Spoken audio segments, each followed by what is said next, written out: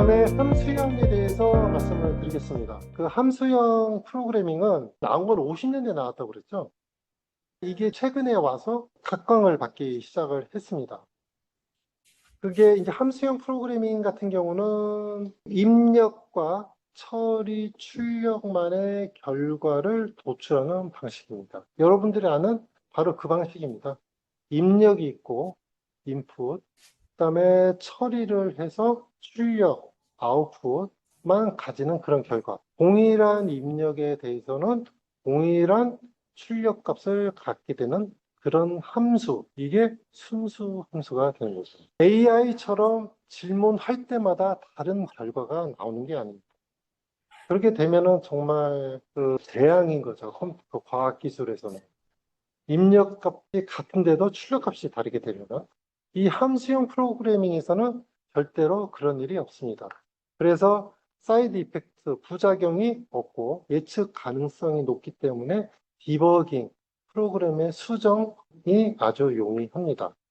그리고 이 함수형 프로그램의 특징은 한번 정의되면은 절대로 바뀌지 않고요. 그렇기 때문에 병렬 처리가 강합니다. 요건 바로 다음 장에 한번 또 설명할게요. 그리고 함수형 함수는 고차 함수를 인자로 전달받는데 여기서 함수가 있고 거기에 변수를 전달을 하는데 이 변수 값이 지금은 value 값이었는데 이 고차 함수를 쓰게 되면은 value 값이 메시지로 전송되는 게 아니라 여기 함수 값이 전달이 됩니다. 그러니까 계산하는 방식에는 또 정확한 값이 계산이 되는 거죠. 결과가 반환이 가능하고.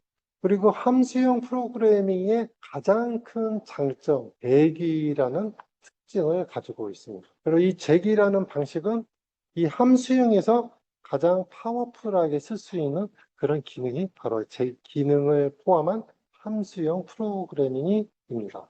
근데 왜 이제 와서 50년대 나왔다 그 서자 취급받던 함수형 프로그래밍 패러다임이 왜 지금에 와서 각광을 받느냐 하면은 사실 기반에 있는 인프라 스트럭처가 바뀌었기 때문에 패러다임이 보는 거죠. 사실 그 패러다임만 보면은 그 원인을 찾을 수가 없습니다. 그 기저에서 나타나고 있는 그 흐름을 봐야 되는 거죠. 처음에 그 50년대 컴퓨터가 나왔을 때는 그 당시에 뭐 진공관 쓰던 시절 단일 프로세스를 쓰고 절차 중심의 설계일 때 방식에서는 이런 구조적인 프로그램 방식이 그때는 유효했는데 지금은 어떻습니까? 멀티코어의 시대입니다. GPU도 수백 개, 수천 개, 그러니까 CPU도 써야 되고, 그 다음에 분산 컴퓨팅의 시대입니다. 클라우드 컴퓨터, 그리드 컴퓨팅이라고 하는데, 이 분산 컴퓨팅의 시대이고, 이제 클라우드의 시대가 돼버렸거든요. 그렇게 되면은 이런 구조적이고 객체지향적인 모델로는 병렬성 혹은 비동기적 처리가 이제 한계가 생겨버리는 거죠. 그러니까 이미 이제 프로그램의 복잡도는 더더욱 복잡해지기 시작을 해버렸습니다. 그러니까 복잡해져서 나온 게 객체지향이 있는데 이 객체지향으로도 커버가 될 수 없을 정도의 엄청난 양의 소프트웨어의 복잡도가 증가해져 버리고 프로그램의 라인 수가 많아진 것도 문제인데 프로그램의 대상인 객체들의 수가 어마어마하게 늘었습니다. 그 이유는 바로 이것들이죠. 우리가 쓰는 수백 80억 인구의 스마트폰이 생겼다는 것은 그만큼 80억 개 이상의 모바일 폰의 에이전트가 생겼다는 겁니다. 그리고 IoT의 시대가 와버렸어요. 지금 이제 여러분의 집에 있는 컴퓨터뿐만 아니라 로봇 청소기, 세탁기, 정수기, 그 모든 가전제품들이 다 하나하나에 다 컴퓨터인 시대가 왔어요. 그러니까 지금은 세탁기가 세탁기를 해킹을 공격을 시도하고요. TV가 여러분의 집에 있는 공유기를 공격을 하기 시작하고 그런 IoT, 만물 인터넷 시대가 와버렸습니다. 그러니까 그 만물 인터넷 시대에 와버리게 되면은 그 디지털 객체들의 대상의 수가 어마어마하게 늘어났다는 거예요. 그래서 이미 20년 전에 인터넷의 주소가 이미 포화가 돼서 지금의 2의 1까지 이제는 거의 무한대에 있는 원자의 숫자만큼의 도메인 숫자를 늘려버렸어요. 이제는 도메인만 갖는 게 아니라 모든 객체들이 다 하나의 주소값을 갖기 시작했거든요. 그다음에 AI가 또 문제인 거죠.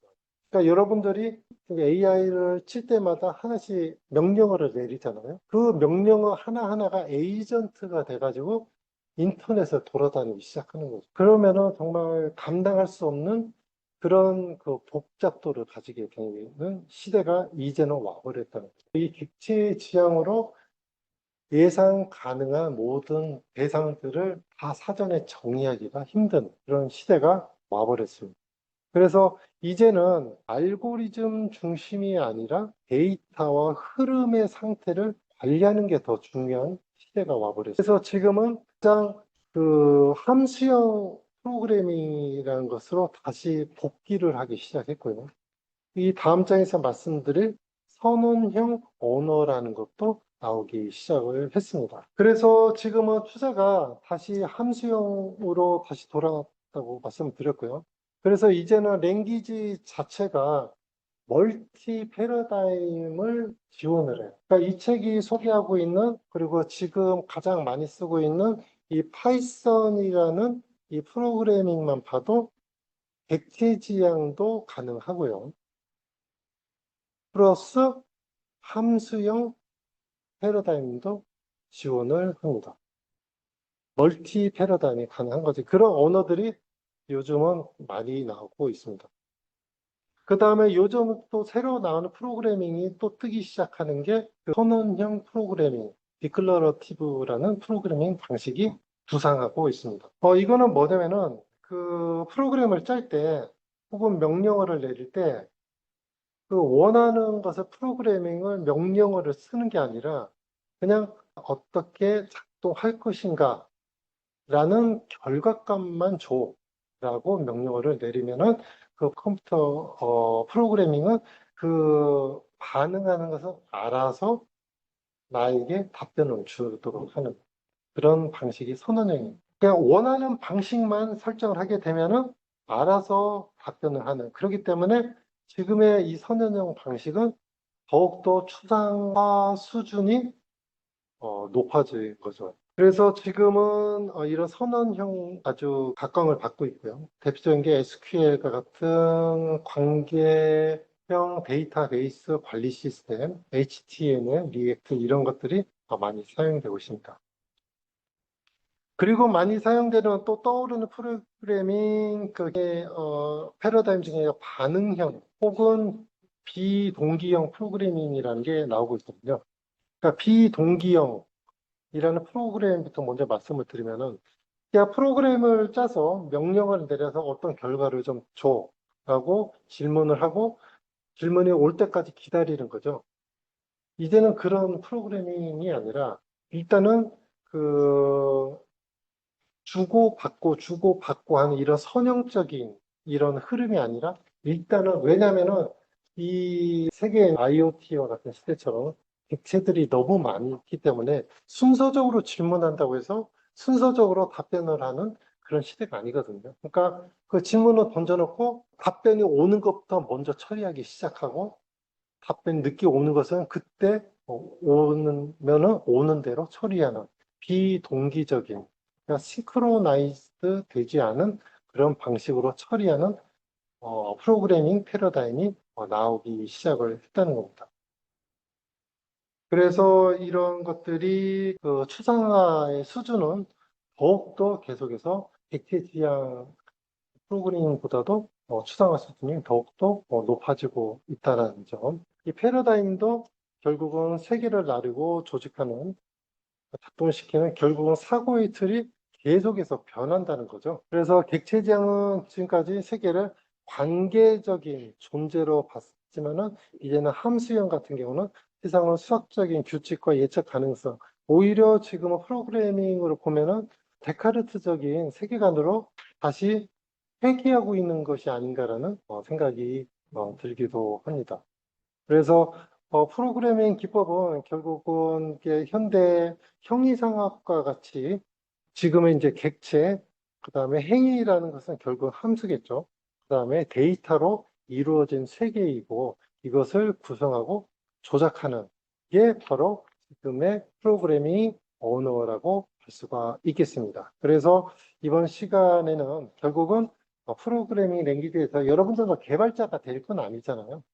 밥벌이로서의 개발자는 이미 이제 끝난 시대이기도 하고, 그래서 그 프로그래밍 읽는 방법이 좀 필요하고, 또 제가 본 어떤 채널에서는 그 여러분처럼 프로그래밍을 전혀 모르는데도 앱을 하나 개발을 해요. 그게 왜 가능하냐면은 이제는 AI가 프로그램을 짜주기 시작해요. 그러니까 나는 어떤 앱이 필요해. 길거리 가다가 필요한 사람과 얘기를 나누고, 그다음에 대화를 할 수 있는 이런 앱을 하나 만들어줘라고 내리기 시작하면 AI가 거기에 대해서 앱을 만들어주고, 그걸로 앱 스토어에다가 프로그램을 올리고, 그것을 상장을 시켜서 수억 달러에 팔았던 사례도 지금 나오고 있어요. 그러니까 여러분들도 이제는 그 AI를 통해서 이런 앱을 개발하는 시대가 이제 오는 거죠. 근데 그러려면은 프롬프트만 잘 써서는 되는 건 아니고요. 그 프로그램들을 읽을 수는 있어야 돼요. 물론, 물론 여러분들도 프로그램 뭐 수천, 수만 단위 다 보라는 건 아니에요. 이 프로그램도 또 AI를 통해서 해석을 또 해줄 수가 있거든요.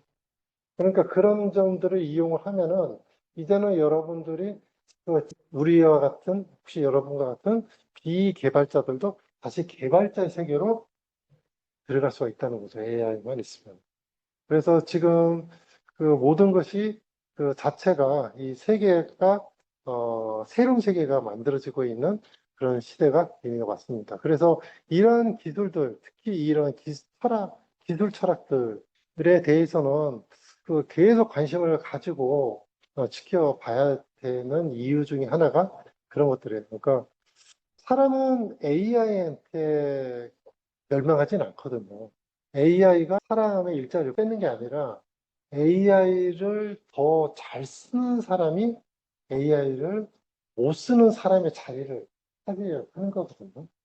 그러니까 결국은 이런 새로운 기술에 대해서는 그러니까 철학적으로 존재를 탐구하듯이 그런 그 관심을 가지고 계속해서 질문을 하고 거기에 대해서 의의와 문제의 의미를 객체를 다루듯이 대하듯이 계속 질문하고 응답하는 그런 과정이 필요하다라는 게 오늘 수업의 결론입니다. 이상입니다.